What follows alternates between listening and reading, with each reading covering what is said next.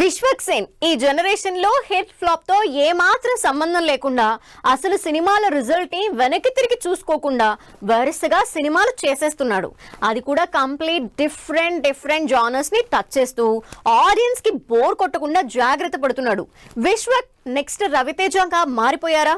Box office hits లేవు, అంతగా success అయిన సినిమాలు కూడా ఈ మధ్య కాలంలో లేవు. అయినా సరే వరుస పెట్టి ఆఫర్లు, అదిరిపోయే సినిమాలతో ఫుల్ బిజీగా ఉన్నారు విశ్వక్ సేన్.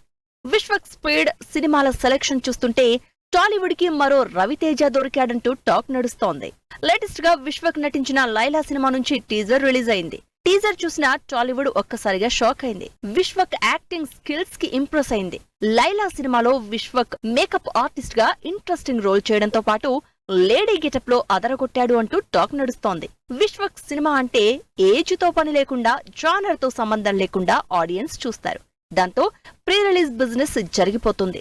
ఒకవేళ థియేటర్లో అటు ఇటు అయినా ఓటీటీకి ఫ్యాన్సీ రేట్ కే సేల్ అయిపోతుంది. అందుకే విశ్వక్ ఇప్పుడు రవితేజల మినిమం గ్యారంటీ హీరో అయిపోయారు అన్న టాక్ ప్రస్తుతం టాలీవుడ్ లో బలంగా వినిపిస్తోంది. మరోవైపు తన సినిమాల స్పీడ్ ని కంటిన్యూ చేస్తూనే ఉన్నారు విశ్వక్. లైలాతో పాటు వరుసగా సినిమాల్ని లైన్ లో పెట్టారు.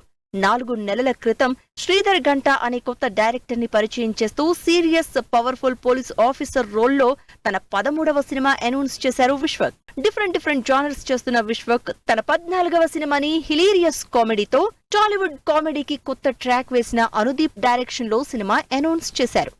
జాతిరత్నాలతో అనుదీప్ విపరీతమైన క్రేజ్ సంపాదించుకున్నారు. మరోవైపు విశ్వక్ కి మాస్ హీరోగా ట్యాగ్ ఉంది. అసలు ఈ క్రేజీ కాంబినేషన్ లో హిలీరియస్ కామెడీ రైడ్ మూవీ అంటే ఎలా ఉండబోతుందో అని క్యూరియస్ గా వెయిట్ చేస్తున్నారు ఫ్యాన్స్. ఇలా యంగ్ డైరెక్టర్లు కొత్త కథలతో ప్రయోగాలు చేయడమే కాకుండా అంతే స్పీడ్ గా సినిమాల్ని రిలీజ్ కి రెడీ చేస్తున్నారు విశ్వక్. ఈ సంవత్సరం లైలాతో ఫిబ్రవరి 14న బోని కొట్టబోతున్నారు విశ్వక్. మరి ఈ 2025 విశ్వక్ కి ఎలాంటి రిజల్ట్ ఇస్తుందో?